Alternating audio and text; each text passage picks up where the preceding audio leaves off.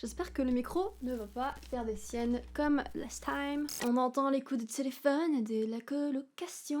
Je vais faire des vlogs coloc un jour. Si jamais il y a du bruit, je suis désolée, c'est derrière. Est-ce que t'as des phobies dans la vie?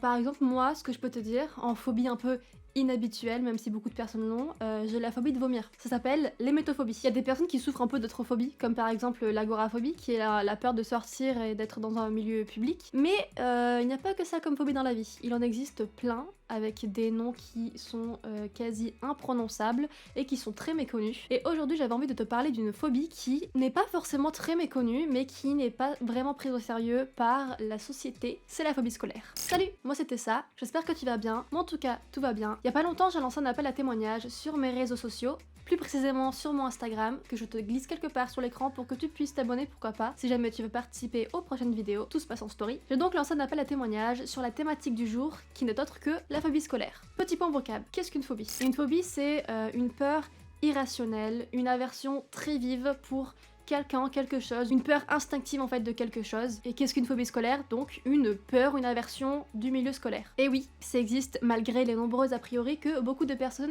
peuvent avoir. Et aujourd'hui j'avais envie de parler de ça pour mettre en lumière cette thématique qui malheureusement n'est pas forcément bien prise au sérieux et qui est très souvent vue comme étant de la flemme, un caprice, alors que pour les personnes qui la vivent, c'est quelque chose qui est très handicapant et qui est du coup très compliqué à vivre vu que c'est pas pris au sérieux.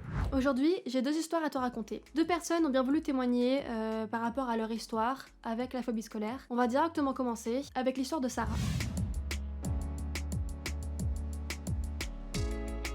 Sarah, évidemment, je te laisse deviner que ce n'est pas le prénom original de la personne qui me raconte son histoire. Toutes les histoires sont racontées de manière anonyme pour éviter quelconque problème. Sarah, aujourd'hui, elle a 20 ans. Elle souffre de phobie scolaire dès ses 6 ans. Ce qui fait donc qu'elle est noyée un peu dans ce milieu de la phobie scolaire pendant 14 ans. Sarah, c'est une jeune fille qui est bienveillante, qui est timide, qui est super douce et qui est très solaire. Elle a un peu, on va dire, appris à tout le temps sourire, peu importe les situations. Mais à contrario, c'est une jeune fille qui est quand même plutôt vachement solitaire. Malheureusement, Sarah, c'est une enfant qui va pas avoir une enfance très douce, dans le sens où très jeune, elle va vivre un traumatisme. Sarah avait une sœur jumelle qui malheureusement un jour s'en est allée dans ses bras, ce qui lui a valu un gros traumatisme pour son évolution dans la vie en grandissant. C'est le genre d'événement qui malheureusement marque et qui laisse une trace. Chez Sarah, ça lui a fait un peu se développer, grandir en ayant comme un syndrome de l'imposteur, où un peu toute sa vie, elle s'est dit bah en fait pourquoi moi et pas elle? Pourquoi est-ce que moi je suis encore là et pas elle? Qu'est-ce qui fait qu'aujourd'hui je suis à ma place et elle a la sienne? Le climat familial dans lequel elle a évolué était plutôt lourd et morbide à cause de cet événement, ce qui fait que malgré elle, elle s'est développée un peu dans l'ombre de sa sœur alors qu'elle se sentait directement arrachée à elle. Et pour contrebalancer tout ça, son cerveau, on va dire, s'est dit bah ce que je vais faire pour gérer la chose, c'est que je vais viser la perfection. En fait, Sarah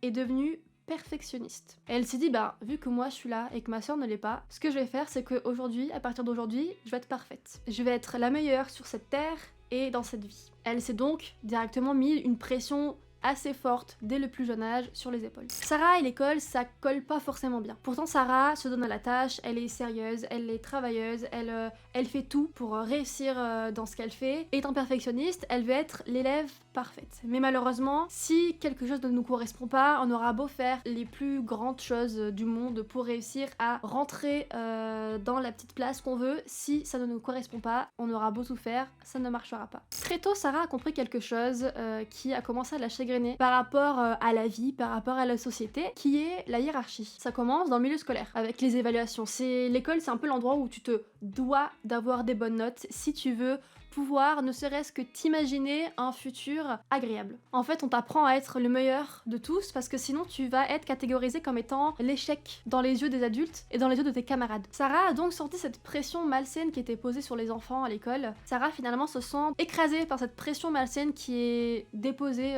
chez les jeunes enfants dès le début de l'école en fait. Et plus les années passent, plus elle va venir s'enfoncer dans ce système un peu de notation contre-productive pour elle. Ce qui va faire qu'elle va développer une peur de l'échec très forte. même maladive. Étant perfectionniste, pour Sarah, une mauvaise note était égale à un échec. Et un échec était égal à une dévalorisation extrême de sa personne sur tous les plans. C'est simple, en fait, dès que Sarah avait une mauvaise note ou qu'elle estimait être mise face à un échec, elle s'effondrait en fait. Elle s'effondrait sur sa table en classe. Elle se mettait à pleurer à la mort, au point où elle se retrouvait figée, à plus pouvoir bouger, coincée sur sa chaise, et elle a même des fois fini aux urgences à cause de tout ça. Donc pour te montrer un peu à quel point, pour elle, une mauvaise note était égale à un échec qui était inconcevable. Mais ce n'est pas tout. Comme beaucoup d'enfants, malheureusement, Sarah va être victime de harcèlement scolaire, qui va, je te laisse deviner, pas aider pour un peu son intégration. Se dire ok, l'école c'est comme ça, je vais pouvoir passer des années cool. Non, elle a eu du harcèlement en plus pour encore plus l'enfoncer. Ce qui fait qu'elle a très vite associé l'école à l'enfer sur terre. Sarah, elle a une petite particularité, elle est hypersensible. Ça veut dire qu'elle ne voit pas forcément la vie comme tout le monde, dans le sens où elle la ressent à une échelle différente en fait. Ce qui peut à la fois rendre la vie plus belle,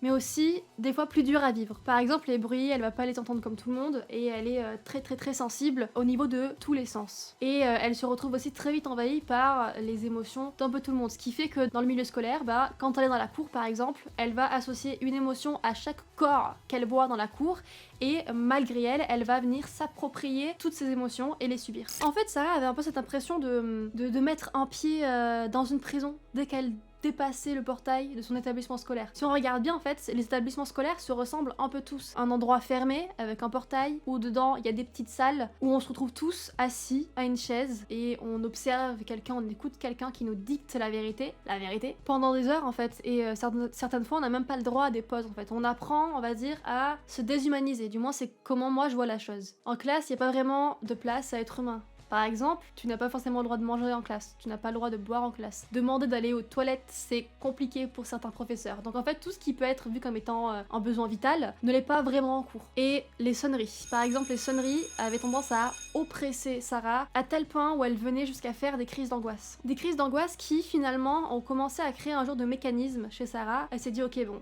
là je fais des crises, donc je vais les associer directement à la classe. Donc dès qu'elle mettait un pied dans une classe, il y avait ce mécanisme qui se déclenchait dans la tête de Sarah, où elle commençait à être submergée par des pensées et par plein de symptômes. Si la source de l'angoisse ne lui était pas levée en fait directement dans l'instant T, elle partait en crise, et généralement c'était des crises qui allaient à l'extrême. Sarah décrit ces crises comme étant un peu un combat entre deux visages d'elle-même, un peu comme si elle se battait avec le fantôme de sa personne. Elle explique ressentir durant ces crises comme si le plafond de la classe dans laquelle elle était lui tombait dessus, l'oppressait, la faisait chuter au sol et qu'elle se retrouvait coincée, finalement écrasée au sol par ce poids qu'elle se prenait. Et elle se retrouve donc à très souvent suffoquer en classe et à tomber petit à petit dans une phobie scolaire. Plusieurs fois, Sarah va être menée à chuter dans les escaliers. Pourquoi ? Eh bien en fait, son corps n'arrivait tellement pas à gérer tout ce surplus d'émotions qu'elle vivait quotidiennement à l'école, qu'il a décidé de faire comprendre à ses proches qu'il y avait un problème en se laissant tomber le matin dans les escaliers pour ne pas aller en cours. Ce qui a valu à Sarah pas mal de blessures, vu que c'est forcément pas agréable de tomber dans les marches. Et c'était vraiment un truc qu'elle ne contrôlait pas, c'est-à-dire que c'est son corps qui décidait de lui-même de la lâcher pour faire comprendre à tout le monde non. Là, je mets un stop, ça va pas. Et même certaines fois, quand elle était forcée à aller en cours, quand ses proches l'amenaient de force à l'école, il la déposait devant l'établissement scolaire, elle s'asseyait sur un banc et elle restait toute la journée sur ce banc-là. C'est-à-dire que même si il pleuvait par exemple, elle allait passer la journée assise sur ce banc, sous la pluie, plutôt que de rentrer se mettre à l'abri dans l'établissement scolaire. Sarah derrière n'avait pas forcément la force d'en vouloir à ses proches, parce que si on regarde bien, la phobie scolaire c'est quelque chose qui peut être compliqué à comprendre et à réaliser en fait. On peut très vite se sentir en fait impuissant face à la situation. Par exemple, si on a un parent, on peut très vite se sentir impuissant face à son enfant qui montre des signes de phobie scolaire, mais ça ne change pas le fait que certains comportements qu'a vécu Sarah face à sa famille ont été quand même très difficiles à vivre. Certaines paroles restent en tête, et elle, voulant être l'enfant parfaite, elle n'en parlait pas. Elle a lancé pas mal d'appels à l'aide quand même pendant plusieurs années, que ce soit aux professionnels de santé, que ce soit aux différents adultes dans les établissements scolaires, ou même ses proches, sur cette boule qu'elle sentait grandir en elle, mais elle s'est très souvent sentie invisible et très seule dans ce combat. En fait, de son petit corps, elle essayait d'hurler de toutes ses forces pour montrer qu'il y avait quelque chose qui n'allait pas, et pour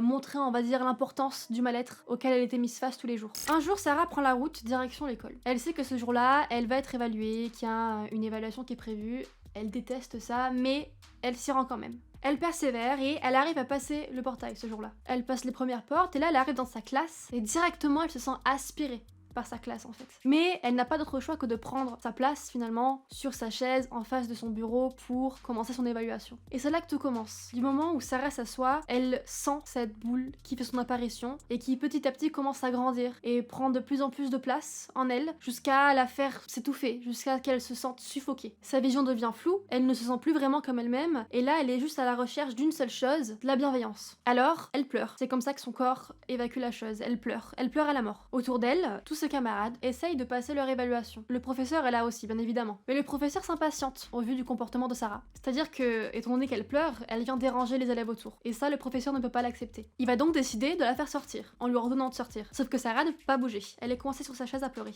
Elle est finalement figée de peur et tétanisée sur sa chaise. Du coup, le professeur a une autre idée. Il se lève et il se décide alors de la prendre sur son dos, de la porter sur son dos et de la sortir de la classe comme ça. Il a décidé de prendre sa chaise, de prendre sa petite table, de les mettre dans le couloir et de laisser Sarah toute seule dans le couloir vivre sa crise pour que le reste de la classe puisse passer leur évaluation tranquillement. Il la laisse donc subir cet événement qui est assez traumatisant seule dans le couloir, préférant jouer l'aveugle pour ne pas déranger le plus grand nombre d'élèves. C'est seulement il y a 4-5 ans que Sarah commence à être prise au sérieux. Après avoir vu une vingtaine de médecins, il a fallu qu'elle pousse vraiment tout cet état à l'extrême pour daigner se faire entendre et se faire voir, finalement commencer à elle ressentir de l'espoir et voir un peu de lumière au bout du tunnel dans lequel elle était coincée. Finalement, Sarah comprend que c'est elle la clé pour réussir à se sortir de cet enfer qu'est la phobie scolaire. Elle ressentait un peu ce jugement qu'avaient les autres dans leur regard. Elle se sentait comme un poids pour tous ses proches. Et elle savait très bien que c'était plus vivable ni pour elle, ni pour les personnes qu'elle estimait. Elle savait bien que malheureusement la réaction qui était vue normale aux yeux de la société par rapport à son état était de jouer l'aveugle et de ne pas essayer de comprendre la chose. En persévérant et en travaillant sur elle-même, elle a réussi à sortir un peu de tout ça, à remonter la pente et à se rendre à nouveau visible aux yeux des autres. C'est avec l'appui de plusieurs relations amicales et amoureuses que Sarah réussit, on va dire, à trouver la compréhension dont elle avait besoin. Elle décide donc de se respecter, de commencer à se respecter en coupant tout ce qui peut être négatif dans sa vie, comme par exemple les réseaux sociaux. Et elle s'est dit, ok, moi je me donne 2-3 ans pour essayer d'aller mieux. Avec le temps, Sarah a compris que la peur de l'échec qu'elle avait finalement n'était pas si forte, dans le sens où elle a fini par vivre un échec scolaire à cause de sa phobie scolaire et elle a pas eu le choix d'être mise face à ça en fait. Elle s'est rendue compte que finalement c'était pas si grave que ça. Elle a compris que finalement les études c'était pas ce qui résumait sa vie et ce qui résumait sa personne. C'est le système qui a décidé de lui faire croire ça et de faire croire ça à plein d'autres personnes. Alors que clairement la vie ne se résume pas qu'à ça. Aujourd'hui Sarah, elle est en L3 de droit et elle est super fière de ça. Car elle a réussi ce qu'elle s'était donné comme but qui était de guérir. Aujourd'hui, elle a pour but de montrer aux autres que c'est possible de se sortir de ce cercle vicieux, de cette part d'ombre de la vie dans laquelle elle a chuté. Elle explique qu'aujourd'hui, ça lui arrive encore de rechuter, qu'elle fait encore quelques crises d'angoisse, mais qu'elle accepte ça, et que c'est justement en acceptant ses rechutes qu'elle arrive à aller encore plus de l'avant à chaque fois. Elle a réussi à poser des limites et à se faire respecter, et aujourd'hui elle va beaucoup mieux. C'est quand même un combat quotidien, ce qu'elle vit, parce que c'est quelque chose qui l'a impacté pendant beaucoup d'années, ce qui fait qu'aujourd'hui, ça la touche encore, mais d'une manière différente, mais c'est beaucoup plus vivable pour elle. Et aujourd'hui, en racontant son histoire, elle avait envie de montrer à toutes les personnes qui peuvent être coincées là-dedans et qui n'ont plus vraiment d'espoir que c'est possible de s'en sortir. Que la douleur finalement finit par s'en aller et qu'on n'est jamais seul dans ce genre de combat. C'était donc l'histoire de Sarah. Je trouve que l'histoire de Sarah, elle vient bien peindre, on va dire, la place d'un enfant victime de phobie scolaire dans la société, étant donné qu'elle n'a pas vraiment été prise au sérieux par tous les adultes qu'elle a côtoyés. On passe directement à l'histoire d'Ilyes.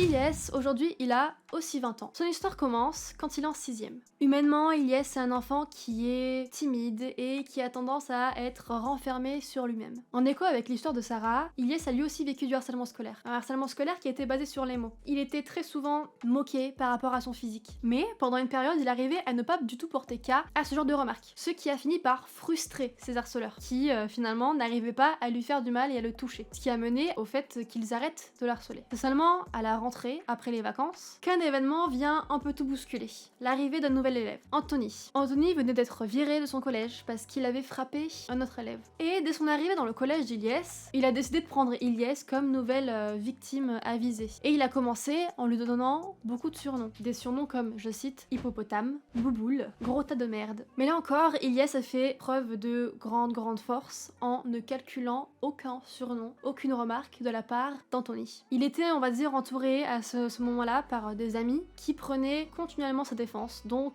il se sentait entouré, à l'abri, on va dire ça comme ça. Mais d'un coup, du jour au lendemain, les regards changent et tout devient beaucoup plus lourd à vivre. Et c'est le passage en 5e qui marque un tournant dans la vie d'Ilyes. En 5e, il est dans une classe avec Anthony, mais aucun autre de ses amis. Anthony prend donc ça comme une nouvelle opportunité pour s'en prendre à lui, sans se faire embrouiller derrière par le groupe d'amis d'Ilyes. Les surnoms reprennent. Et là arrivent maintenant les moqueries dans les vestiaires, par exemple. Les moqueries qui ont précédé les futures gifles et coups de poing que se prenait Ilyes dans les vestiaires, ou même les affaires jetées dans la boue. Ilyes était déjà de nature quelqu'un qui était renfermé sur lui-même, mais ce genre d'événement n'a fait qu'appuyer la chose, ce qui fait qu'il s'est encore plus se renfermer sur lui-même suite à ce genre d'acte. Il a trouvé une petite thématique sur laquelle il prenait plaisir et il se sentait en sécurité, c'était les jeux vidéo. Il s'enferme dans les jeux vidéo alors, et commence à ne plus vraiment sortir de chez lui. Et puis petit à petit, toutes ces journées perdent un peu de leur sens. Il ne veut plus vraiment sortir, il ne veut plus aller en cours. Et là arrivent les premières excuses. Des fois il ment, et il prétend être malade, il prétend avoir envie de vomir, il prétend avoir mal au ventre. D'autres jours, il prend la route direction le collège, mais ne se rend jamais au collège. Ou alors, il fait en sorte de rater son bus. Il commence à instaurer une genre de limite entre lui et le collège, pour un peu se protéger de ce lieu qu'il commence à voir comme étant un lieu dangereux pour sa sécurité. Il ne veut pas revoir Anthony en fait, et il ne veut pas subir à nouveau les actes d'Anthony, ce qui fait qu'il commence à mentir à ses proches pour ne plus aller en cours.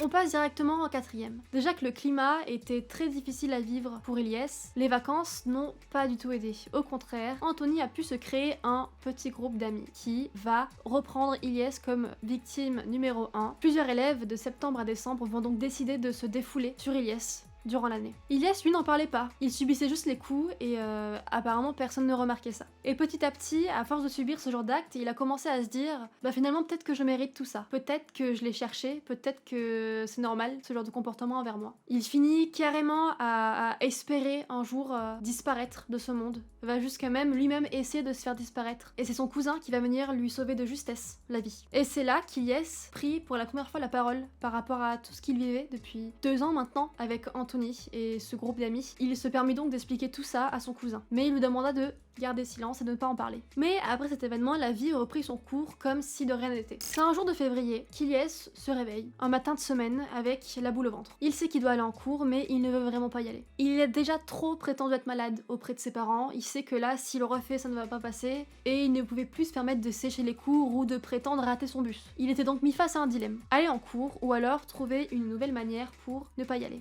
La veille, il avait été tyrannisé par ses camarades au collège, ce qui était donc inenvisageable pour lui de prendre ce jour-là la route direction l'école. Alors Ilyes décide de se rendre dans la cave de son père. La pièce où son père rangeait, on va dire, un peu tous ses outils. Et sur une table au fond de la cave, Ilyes trouve un broyeur à grains. Paniqué à l'idée d'aller en cours, il se sent un peu suffoqué et décide de passer à l'action et d'aller jusqu'à l'extrême, en décidant de se faire tomber le broyeur à grains sur le bras. Ce qui ne manque pas, puisqu'Ilyes va réussir à se casser le bras. Les parents d'Ilyes commencent à se douter de quelque chose, parce qu'Ilyes n'était pas à son coup d'essai. Il y a quelques mois de ça, il s'était déjà disloqué l'épaule pour éviter d'aller en cours. Ses parents se renseignent comme ils peuvent, et c'est en appelant la marraine d'Ilyes que son cousin finalement crache le morceau et explique tout ce que Ilyes finalement vivait depuis des années. Aujourd'hui, Ilyes est extrêmement reconnaissant envers son cousin d'avoir décidé de prendre la parole, parce que c'est grâce à ça que lui et ses parents ont commencé à mener un combat contre la phobie scolaire et contre le harcèlement qu'il vivait. Aujourd'hui, Ilyes a donc 20 ans et il passe sa vie à essayer d'aider les jeunes qui ont besoin d'aide. Il fait partie d'une association pour aider les enfants handicapés et il est aussi intervenant dans les collèges et lycées pour parler et faire de la sensibilisation sur le harcèlement scolaire